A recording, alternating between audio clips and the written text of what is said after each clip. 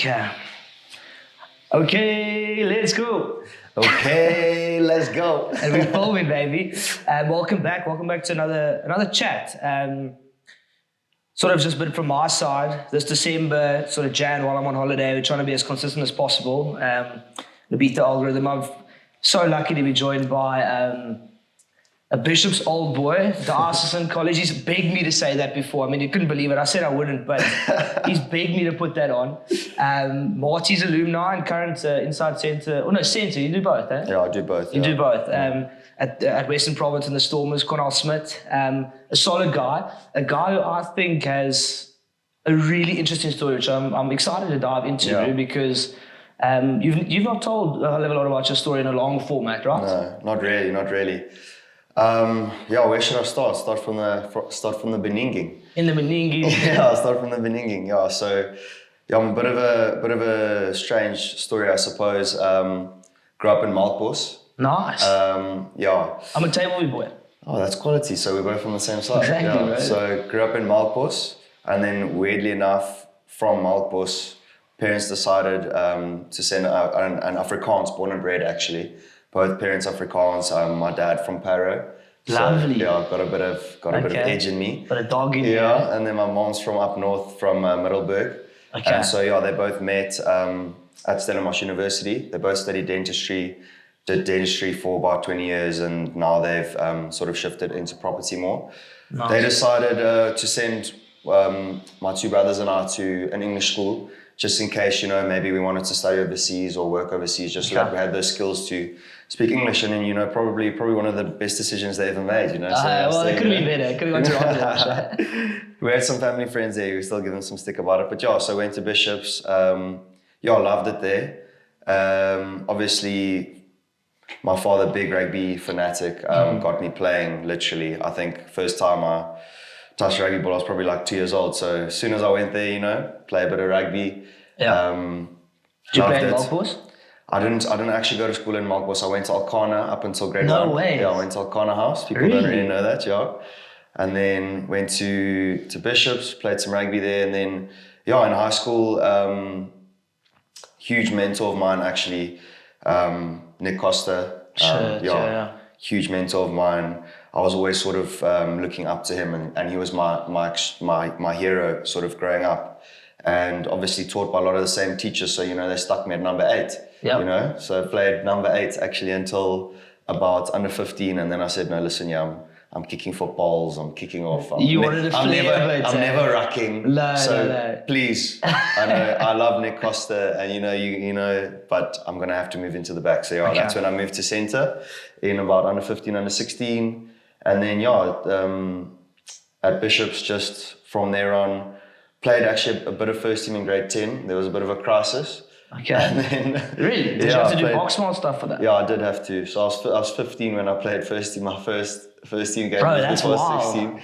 Yeah, I got a bit of a fright when I got onto the field. It was a bit of a... Who'd you play against? We played against a school in the Boyland.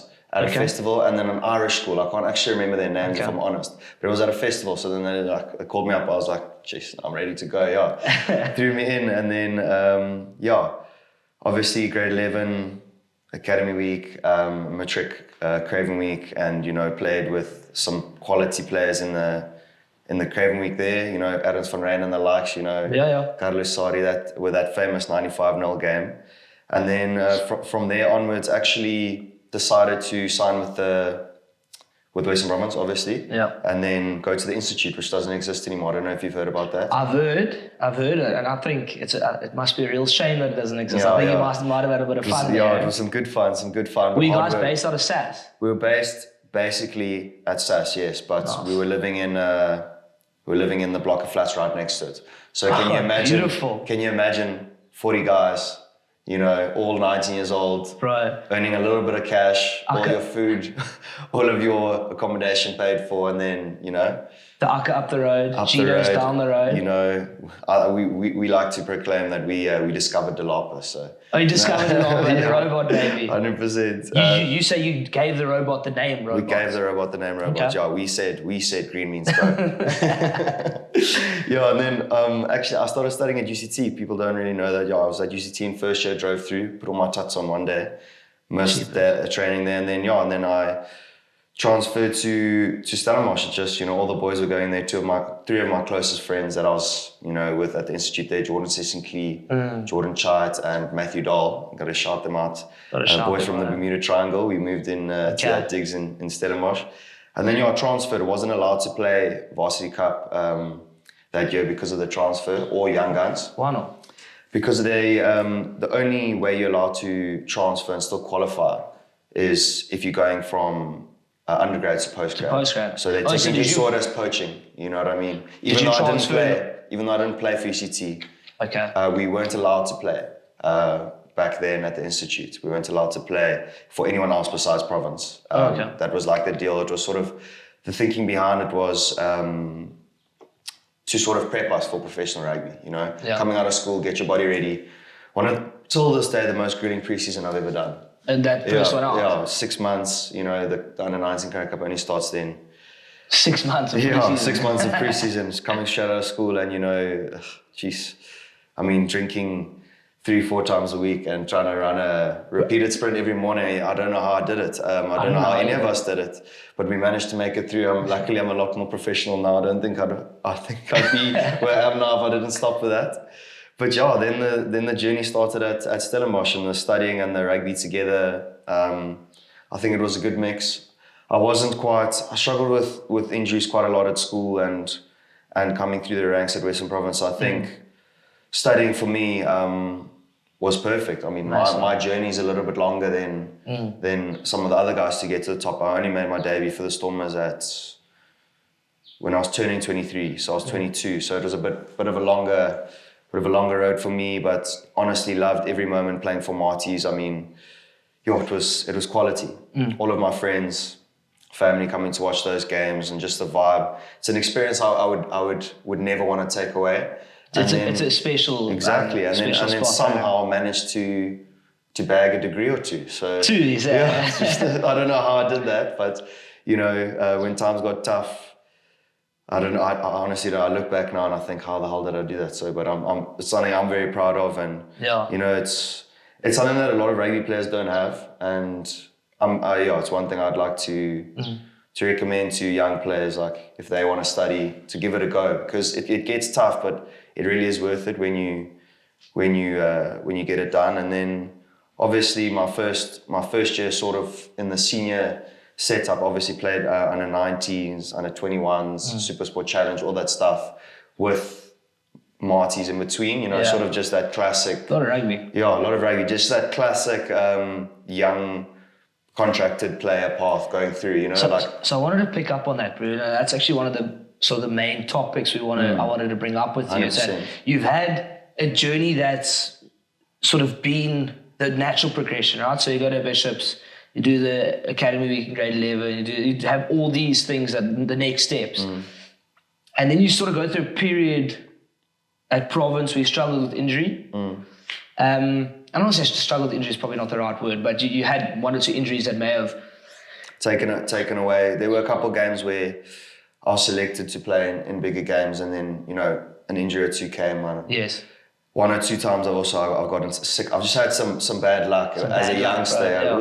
But we not an excuse. We keep grinding, and that's what we keep doing. And like you say, it's taken a bit long for me, and that's just my journey. That's my journey, and it's something I'm very proud of. And everyone's on their own path. So yeah.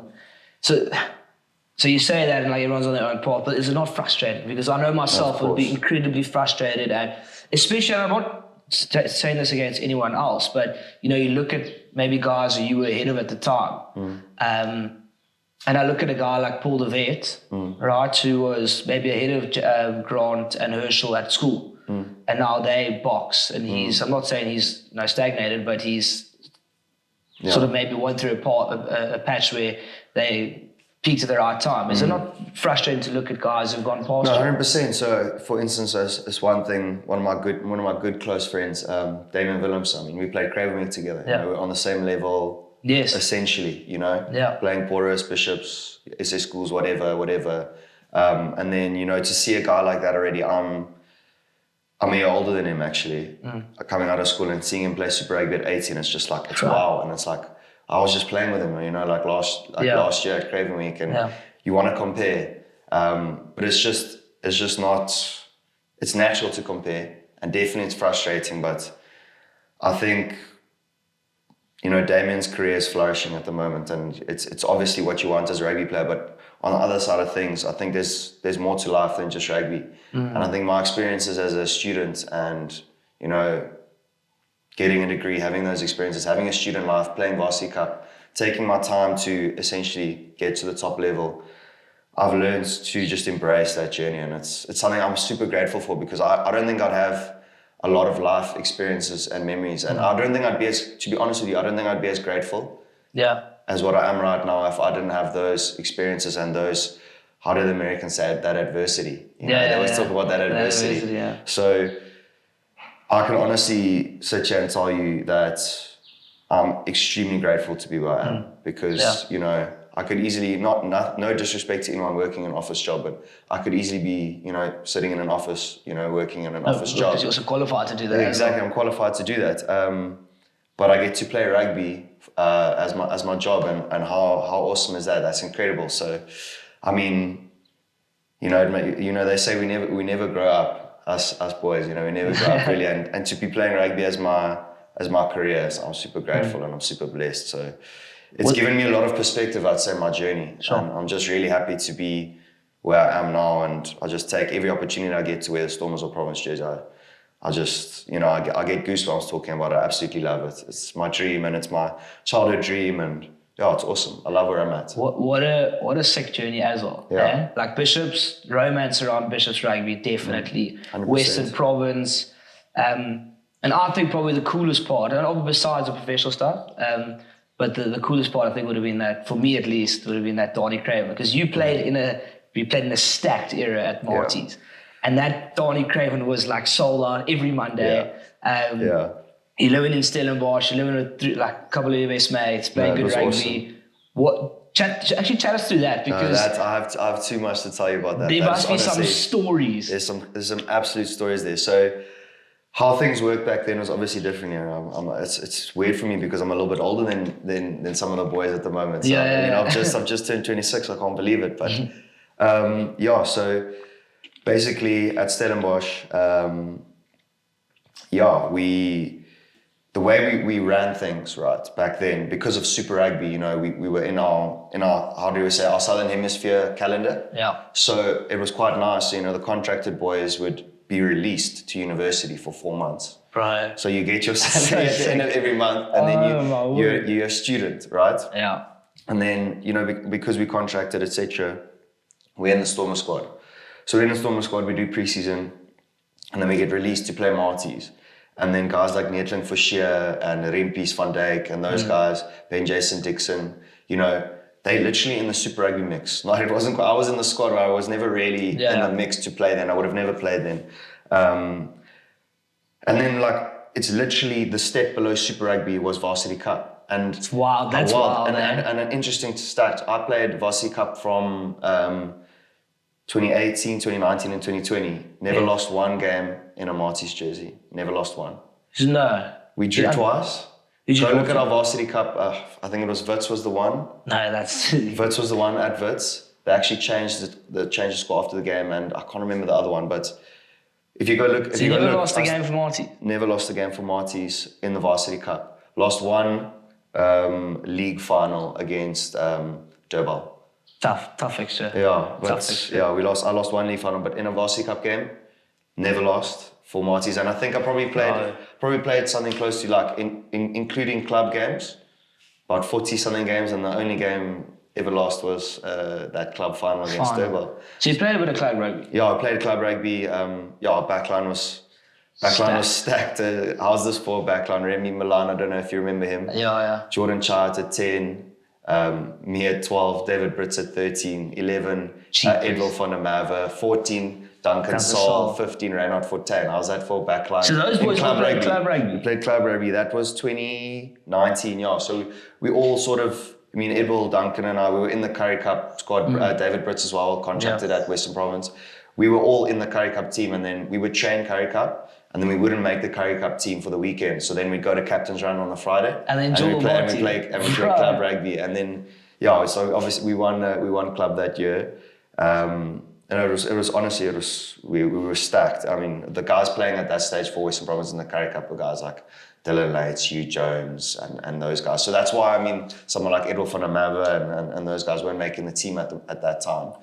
So it was just stacked. And it was just, for me, playing Varsity Cup was just a huge honor. Like, I think I was 20 at the time, and I was the youngest in the team by far. Guys like Netrin Fouchier and those guys, 24, 25, Chippy Olofse, just going in, and I'm the lighty. I'm 20, 21, and then, we just had a stacked team, and it was almost like playing rugby on the front foot every single game. Every game, it was so fun as well. I mean, still get goosebumps to this day, like I say, talking about it. And then obviously the Monday night out after the game was always a great time. We'd have to wear number ones out, the Marty's tie and the white shirt, and then you said like you have to, like you wouldn't if you didn't have to. No, it was good fun. Jeez, great times, honestly, great times, and with my close friends as well, guys like Jordan Chide, Jordan Sesson. Jordan actually asked me to ask what's on. Do you have a tattoo? I don't know if I can say. Yes, we do. Can you explain sort of the region? So. I think we got to keep it PG, so I won't show it. But well, maybe. So we moved into a digs in Stellenbosch in second year, so the year after our institute year, and we moved in. The digs actually didn't have a name, so we were like, yes, all these digs they have names, Yes. We want to make something of ourselves. We on the way from Acker to Stellenbosch, we have everyone walking past. I was just standing out there, shirts off, you know what I mean? We people watching, Yeah, they're watching you, man. They're watching us, 100%. And we're thinking, okay, what are we gonna name this place? And it was essentially three of us at first, because I won't say me, I'll say Matt Dahl, Jordan Chide and myself, we were staying in the flat together at the institute, so we'd always stay in threes. Okay. But Sesk was always cruising around with us. So we were like, okay, what are we going to call this place? And because it was Dahl, Chad and I that were looking for the place at first, we used to call ourselves the Triangle. Okay. So we're like, what are we going to call this digs? And then we sitting there, and then Seska's come in on the conversation as well. And then it was my idea, and I was like, boys, we're going to call this the Bermuda Triangle. And they're like, why? I was like, because you get lost in there. and then that is how the legacy of the Bermuda Triangle started. And then we stayed there obviously for 4 years. 4 years. 4 years in that digs. I stayed there for 4 years. Matt, Jordan only stayed there for 3. And I stayed there for next year for my 2020 season. Oh, okay. So then we obviously decided, such great times. Let's get a little tat. So we got a little tat on the right arse cheek, and I actually got that from that idea from my father. Him and his best mates got a tattoo. Inside joke of his, they all got Casper the Ghost on the right arse cheek. So I said, boys, come on, let's do it. Let's join the legacy. Yeah. Let's join the legacy. So we got the tat of the triangle. And the reason, boys, that I'm not mentioning the other guys that I stayed with in Bermuda Triangle is because they're not rugby players, so we keep it strictly rugby. Yeah, we keep rugby. Yeah. No, obviously some of my closest mates outside of rugby that I stayed with in that digs as well. Honestly, love them to bits. I have to give a special shout out to Victor Foster, because he was too scared to get the tattoo at the time, and he recently got it in America with Jordan Chide. So he had too much FOMO. So shout out Vic. Shout out Vic. Oh, dude. Yeah, that's so insane. He's gotten it as well. So there's 4 of us now with it. Yeah. Nice. Yeah. So if the Wolves could talk, they'd have some proper stories there. Jeez, I hope they can't talk. so we Marty's and Stellenbosch, I obviously know Stellenbosch it's a lot of fun. At the moment, recovering from injury, was it hamstring? Yeah, it's hamstring tendon. So, tough. It was tough. Last year was a journey for me, or last season. I always find myself saying last year because we're now obviously playing a year. It was a journey for me. I had a really good Currie Cup, I'd say. I thought you played very well, bro. Yeah, it was just really nice, and working with the coaches and a couple of Stormers caps under the belt. Particularly went on tour. Huh? Yeah, went on tour. Loved the game against the Scarlets. Played with Dan in the centres, and Cade, obviously. Yeah. I know it was. Don't know how we perform us three together, but we did that day. So that was really fun, and frustrating. And I feel like I definitely don't have a victim complex, but just before the Currie Cup starts, last warm-up game, break my hand, I'm out for essentially the first round of the Currie Cup. Come back, really focused in my rehab, come there, and then, sort of just gave it my all. And then I think it's put me in a position where I got to in the preseason now where I felt a lot more backing from the coaches. And, nice. Which was awesome. This current preseason now. And I'd like to think I had a really good preseason. And then once again, first game, against SVD, warm-up game. Started at 12, about half an hour into the game, feeling fit, feeling strong. Great preseason, like I said, under the belt, nice base for the season. Going for a poach, stealing the ball, rugby lingo. Not my job. No. Someone cleans me out. Well, you played 8 before. Yeah, exactly. Going for the poach and then get cleaned out on my left shoulder and I sort of hyperextend and I just feel this pop. Yeah. And then, I knew basically at that stage that there was something bad. And it's been 9 weeks now. Actually was cleared to play for this weekend's game against Zebre. Nice. But not playing, but on the plane to Leicester next weekend. No way. Yeah, on the plane to Leicester next weekend. There we go. Leicester. Yeah, playing against Leicester, playing against Pollard and the boys. Are you starting or are you off the bench? So I'm not sure. You don't know yet. I don't know yet, but I'm on the plane. If all goes well, hopefully get the start there. Bro, potentially on the bench, but on the plane to Leicester, and a huge game. I actually haven't played. I played URC and everything. All the other. But I'm actually making my Champions Cup debut this following week if all goes well. So.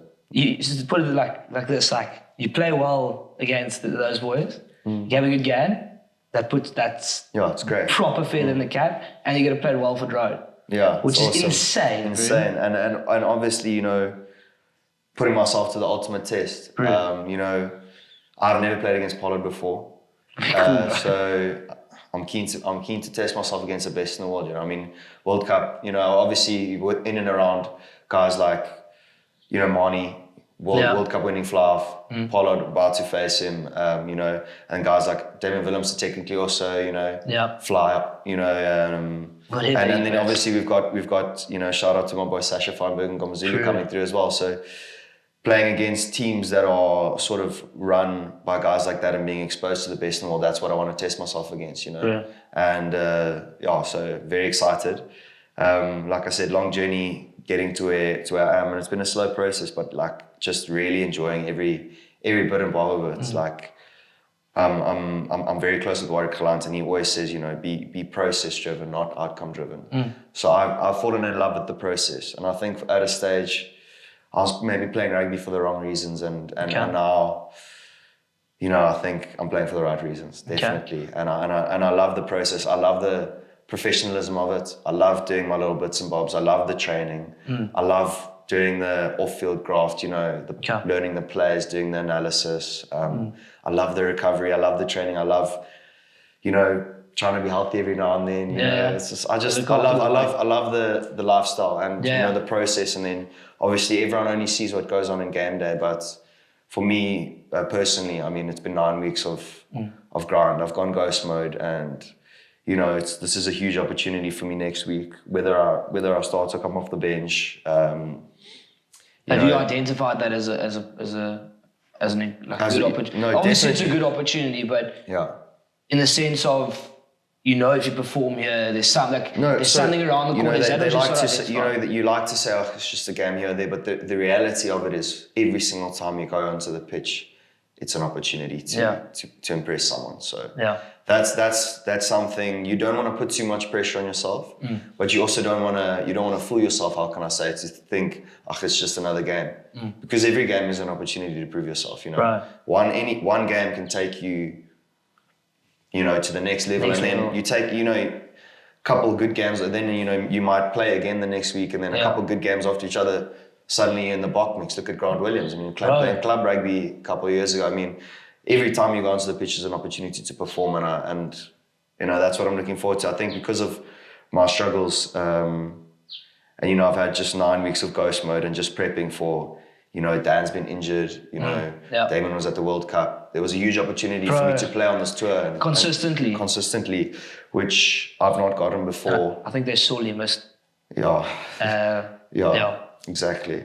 I mean, Sasha was really looking forward to playing 10 as well. I know, he told me, bro. Yeah, he was really looking forward to playing 10 as well, and with Dan and I out, he was probably forced into playing 12 again. So, I'm a 12 and I'm a 13, but it would have been just awesome to just get a little bit of game. So that that one cut deep, because I put a lot of work in the preseason and that was the chat, in the preseason, we're gonna give you a lot of games now, on the tour, like on this night, exactly. You're gonna be able to show what you can do. So that one hurts a lot, and it sort of just made me go into, like I say again, ghost mode. My lease in Sea Point ran out with my two mates that I was living with there, and then I moved home.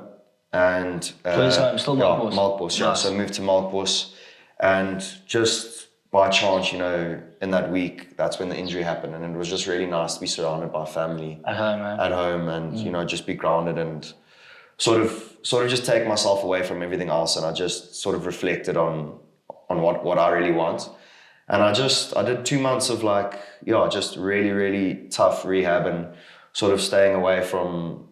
I won't say staying away from social settings and stuff like that, but just really, I was dialed in. I was really dialed in properly, and I'd like to think that my prep for this game, it's not just 1 week for me. It's been 9 weeks, so I'm really looking forward to it. Don't want to put pressure on myself. Like, I'm going to run on with the Stormers jersey. Jeez, what a blessing! What an honor! And I just want to take it in, like you say, at the Tigers' home, Right. And so I'm looking forward to it. I'm looking forward to the travel. I'm looking forward to everything. It's just like I say, I keep saying I'm really grateful to do what I do, and I'm just excited to play, actually. So, I just trust that I've, like I said, put the processes in that will give me the best chance to perform. Obviously, there's chat like, I haven't played in 2 months. It was only 30 minutes, and before that was another month, since the Currie Cup. And is he all I can control is what I can control. So I've controlled what I can control, and I can just give my best and just enjoy it. So that's what I'm looking forward to. Your body must be feeling fresh. Yeah, my body's feeling, my body's feeling extremely fresh. And I guess that's probably going to be your mentally advantage. feeling super, like I say, dialed in and just hungry, Yeah. For instance, maybe some of the guys that come back from the World Cup, it's hard for them, mentally to switch off from that high. And for me, I've been off for a while now. So I'm super hungry to give my all, and sort of in a different mindset where I just want to give to the team wherever I can. If I'm coming off the bench, come off, make a huge impact. If I'm starting, just flip and empty the tank, and if I'm done, then take me off, sort of thing. Yeah. So it'll be my first game. It'll be a great test for the hammy. So it'll be a great test for the hammy. Do you think this is the hungriest you've ever been? Sure, that's a question, hey. I think so. Yeah, I think so. It's the hunger started coming in last year. Properly. Okay, and before that, obviously you were not hungry, No, but I wasn't not hungry, but I was a lot further away from the squad. And I think one of my coping mechanisms was to pretend like maybe it didn't really matter that much to me. Okay. I think it was one of my coping mechanisms, and I'd be like, I've got my degree. I don't really. Okay. And that was the perception people had about me, which. I think I was trying to fool myself into thinking that, it was my way of masking my disappointment of not being in the mix, probably. And then, when lockdown hit is when I decided I'm going to do this, and when we came back from lockdown, that's when I first, that's moved up to, at that stage, the senior locker room. I'd earned my stripes, whatever, played a couple Curry Cup games and this and that. And yeah, especially last year, I flipped the switch, I think. The reality hit me hard, and I actually realized how much this game means to me, And I don't want to say I took for granted my journey, but you talk about those guys that were ahead of me or this or there, when we were younger. There's a lot of those guys that aren't in the mix anymore, and something to be proud of for me to still, be contracted and have the opportunity to play for the Stormers and Western Province. And I'd like to think that it was just hard work that kept me there. Obviously, there's a certain amount of talent that comes to it, but at top level, what I've realized is talent becomes less and less of a thing, and it's more just, like I say, your professionalism.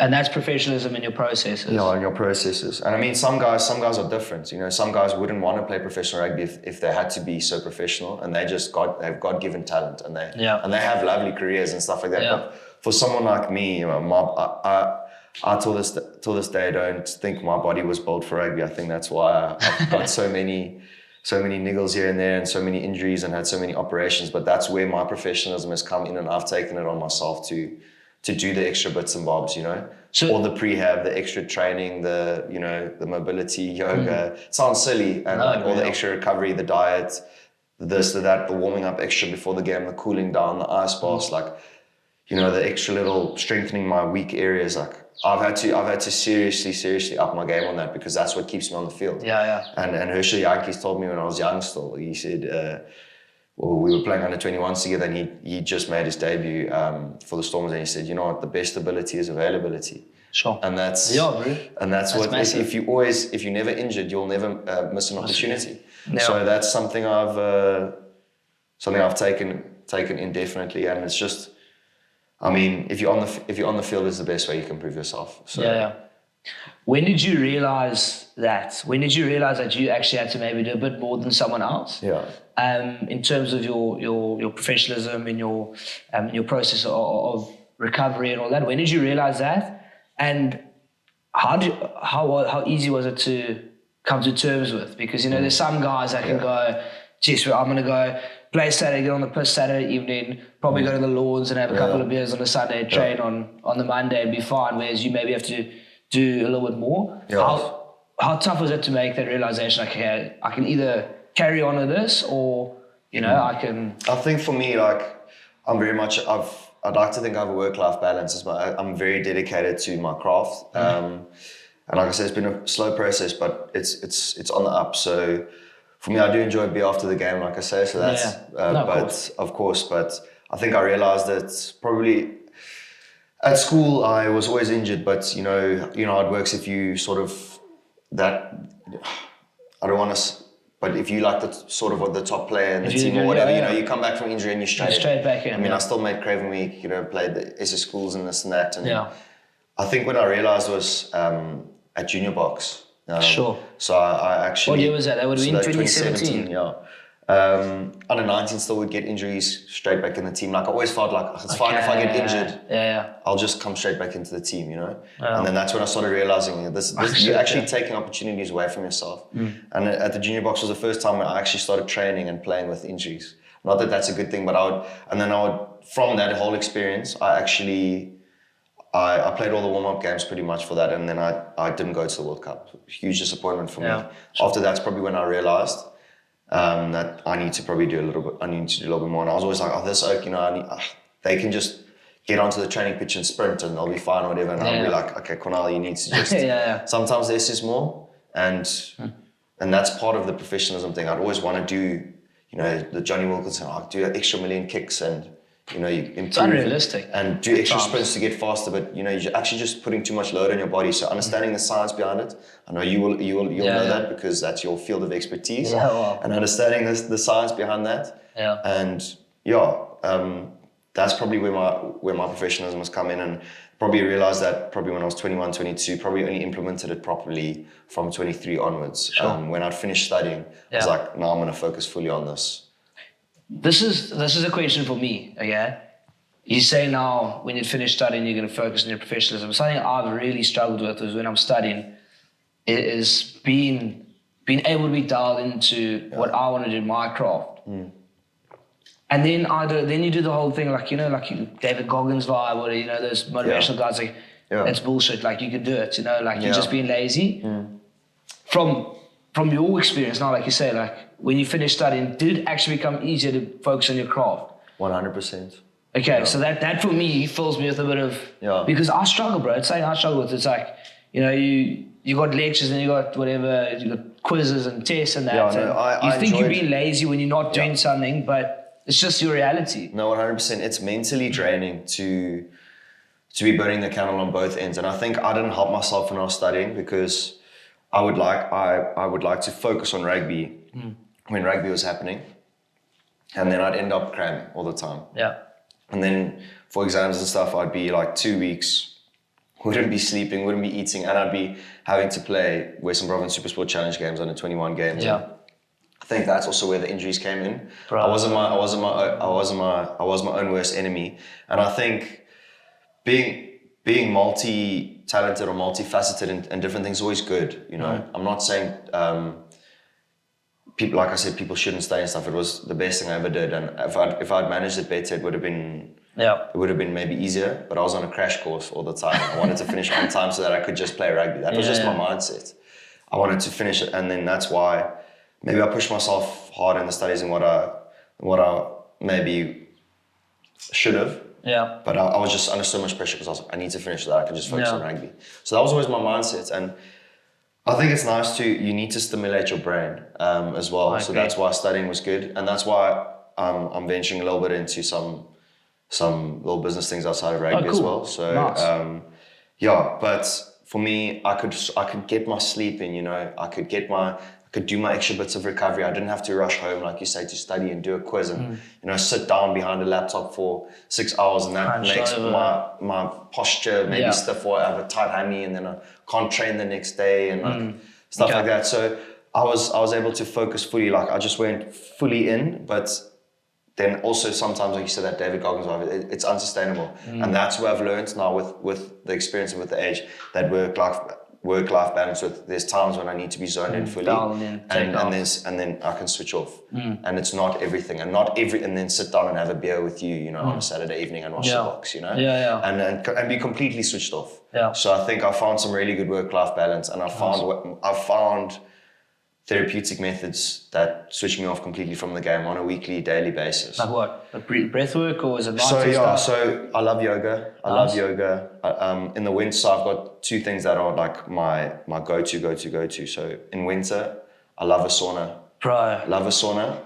And then I'll go between the sauna and then the ice bath. Ice bath, yeah. And then in summer, I go to the beach. I just go and I cold plunge, and I just get in for like 10, 15 minutes. I go every day after training, lie in the sun, get some vitamin D. Right, and it just completely clears my mind, and it really helps with my recovery as well. Yeah. And I feel mentally refreshed. And then I go often on my own, and I just put music in, and I completely switch off. Yeah. And breath work, that stuff. If I'm feeling and what I've recently started doing is hyperbaric chamber. Shout out to Andrew from Sweat 1000. I've seen that. Yeah, and I've been doing that, and that is, I go into that pod also, and I just get this oxygen thing, and and then I just completely zone out, and I sort of meditate in there. Nice. And it just completely switches me off, and I like to do a little bit of business work as well, just to keep me okay. Rugby's important, and it quite literally is my whole entire life, and I don't like to admit it sometimes, but it is. And sometimes people don't think that of me, but it is, Yeah. But it's nice to know that there are other parts to life. Give my mom and dad a call, give my mates a call, my brothers. Yeah. Go have a coffee, go have some dinner, go to the beach with them, play spark ball, Proper. all that type of thing. So for me, it's switching off, switching on. Yeah. And I think to answer your question also from earlier, I think this is definitely probably the hungriest I've ever been. So we'll see what happens. All I can control is what I can control. So control my prep, and just play it pretty much as hard as I can. Just give everything. Yeah. So So I wanted to pick up on something you said earlier about that there was a perception of you that you sort of didn't really, that blasé, didn't really care. That's quite a tough narrative to shift. Yeah. How have you gone about shifting that, and do you think that it has shifted?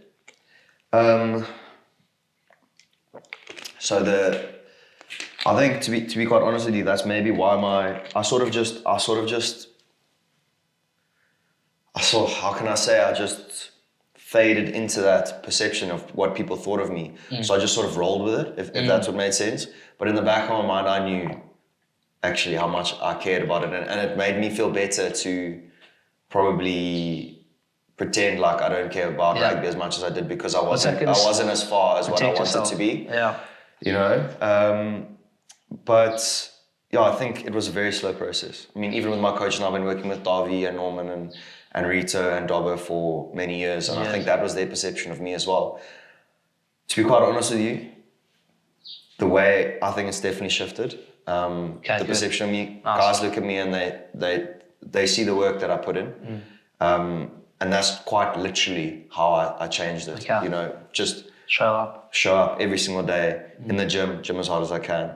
When I play, flip and put my body on the line. You know? When I'm on the training field, train as hard as I can. When I need to recover, and sort of just off the field as well, technically, like be a student of the game. So I just became more professional, and I loved it. So nice. I think it was a very slow process. You know, a very slow process, but I think I've earned a lot more respect from my coaches and from my teammates, and it's something I'm very proud of. Yeah, right? And it was, you know, a lot of people can look at the situation and be like, oh, flip, you know, why do I have to prove myself, this, that, and you know, why do I have this perception of me? And I sort of just, I don't know why. I just kept grinding, and I think it's because in the back of my mind I always knew that this is what I wanted to do. It's a deep love. Yeah, it's honestly, it's my greatest passion is my passion for rugby.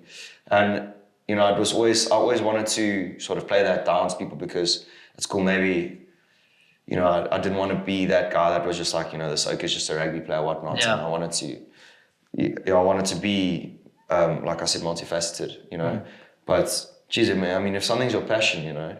So you want to be almost unapologetic about it to be able to express yourself. And that's what I've realized more now. So I think I'm unapologetic about my passion. My passion is training, staying healthy, playing rugby, you know, and it's a blessing to be able to train and play rugby for my job. I mean, jeez. Yeah. What I think a privilege. Expressing that gratitude is, I think people respect that, bro. Yeah. Because I think that a lot of the perception is that, like, of a rugby player or a professional sportsman, is that it's like almost taken for granted because of everything you get. But I think people are gonna buy into you, I think, when you start expressing that gratitude, because it's like, shit, you actually realize it's like, 100%. Because so many people want to do what you do. There is like a plethora of people. Getting goosebumps, honestly, with you saying that. It's like, you know, the coaches say that before every game, but to honestly come to a point where you realize that it's an amazing feeling. And I think it's something that I maybe did take for granted when I was younger, playing in all the age groups, sort of almost effortlessly being selected. Because it was almost effortless. Exactly. And how hard I've had to work to get to where I am now. Every single time I run out in a Stormers jersey and in a Province jersey, I have to pinch myself. Yeah. So I know what it feels like to want it. And that's why when I'm on the field, geez, I know my dad, my mom, my brothers, so I'm gonna be like watching me and you know, my friends, you know, for my first start at Cape Town Stadium for the Stormers, when there were crowds allowed, all of my best schoolmates were there. Like, I bought them all tickets. And I knew exactly where they were sitting. Like, I'm getting goosebumps talking about it now. Like, great game, you know, we won. Got a lot of touches on the ball. Fairy tale. And parents and like godparents and family friends all sitting in the box watching my friends there. It was just like, I honestly, I looked on the field.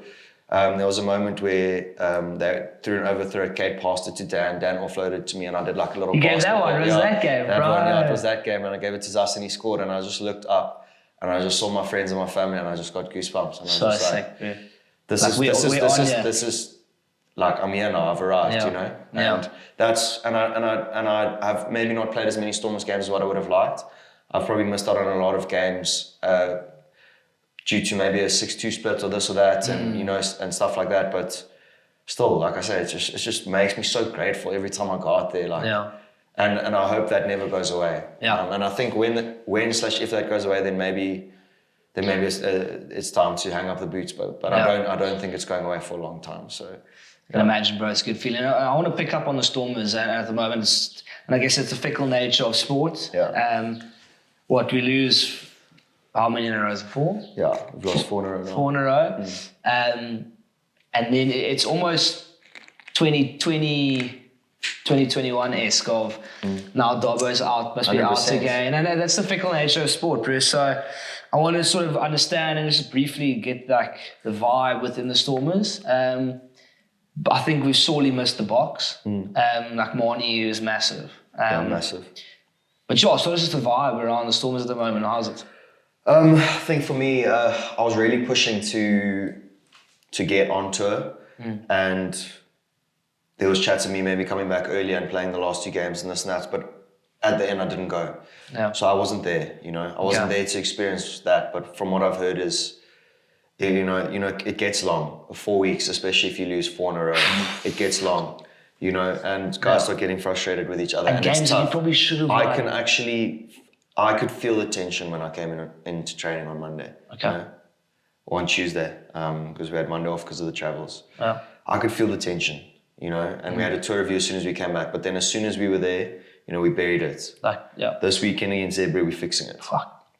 And I'm feeling very confident for the team that's playing this week, and I think it's an amazing team that's been selected. Hasn't been released yet, so I can't. I'm not playing. But cool.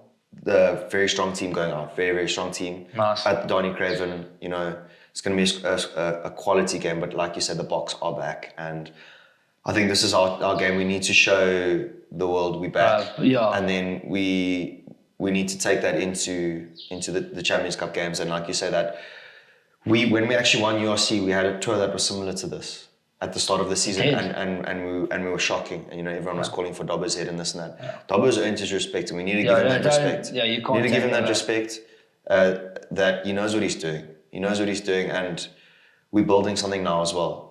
So obviously the goal was to not lose 4 out of 4, obviously, but we know our process and our plans are solid. And we're going to prove that to the fans. So, that's our motto. Our motto back then was get Cape Town smiling, and now it is to keep Cape Town smiling. Yeah, and I think... It's fitting, bro. Yeah, it's fitting. After that final... Exactly. So, obviously horrible to lose the final last year, but quality success in winning the first URC and then making a home final the next year. We're a team that fights, and the general consensus is the mood is down, but geez, this week was a great training week. Cool. And we're definitely on the up. Cool. Happy days, and there's some incredible rugby coming up. And also Saturday, besides the point, but pull into the Donny Craven, it'll be good fun. I'm giving tickets away, by the way. You got a show and tell for us? Yes. You're going to take them through it? Yeah, 100%. So first of all, I need to call you out because he's prepped me the night before. So I've actually... He's arrived 12 minutes late. We're supposed to start at 9 o'clock, and this...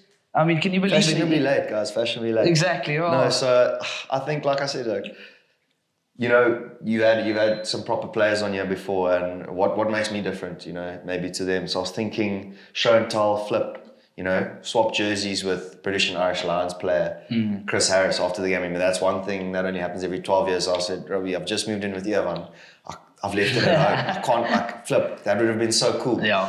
So I thought about show and tell. I don't know if the camera can see, but just recently, I've got a tattoo. I've got a tattoo that I've just gotten about 5 weeks ago, JYQCKK.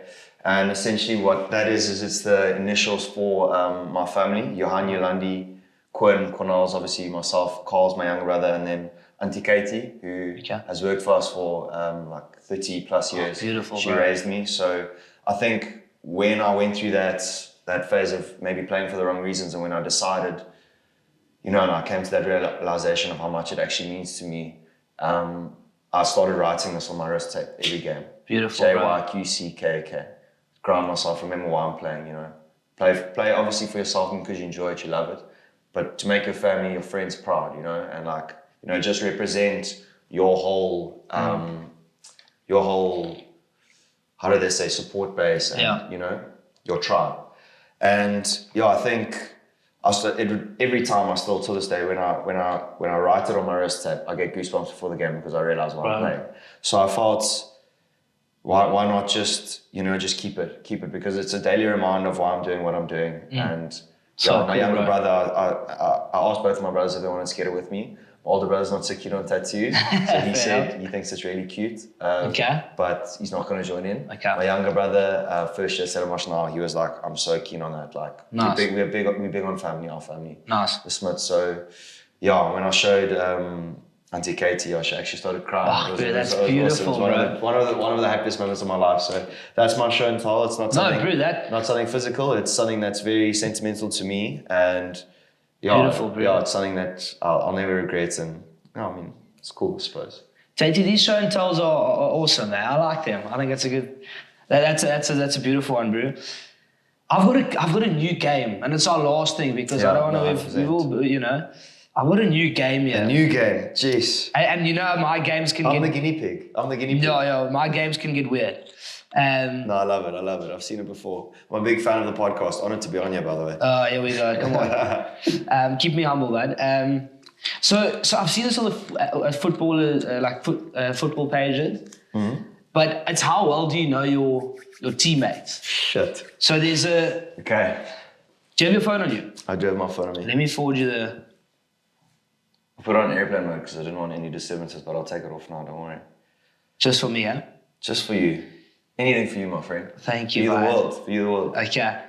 Have a look at those. So how well do you know your teammates? And then it's the clubs that they've been to. Okay.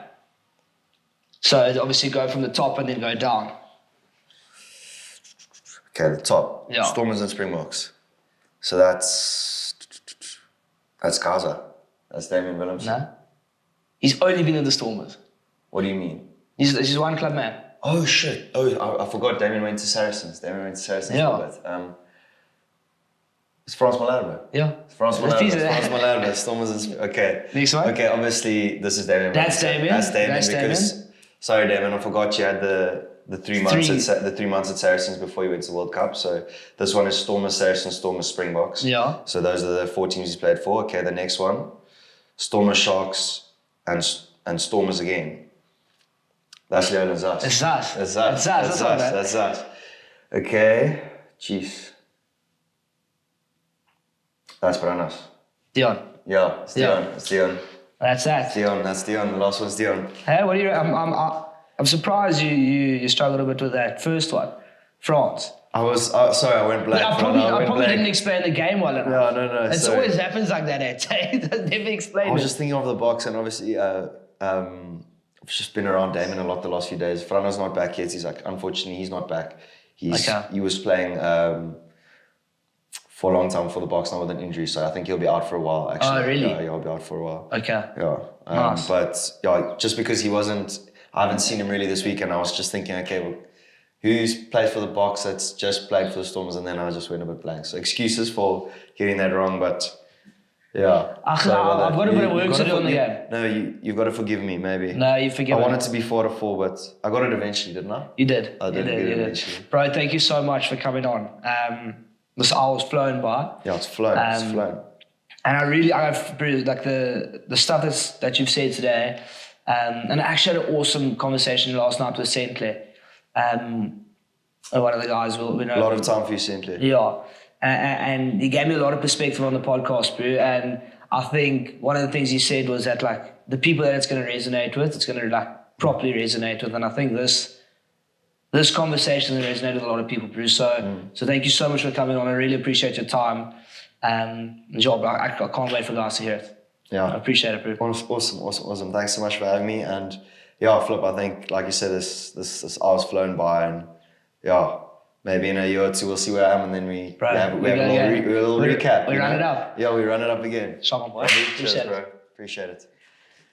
Lekker, JT. Awesome. Shot, bud. That was flipping lekker. Bro, that was... flown by. That was... I don't want to...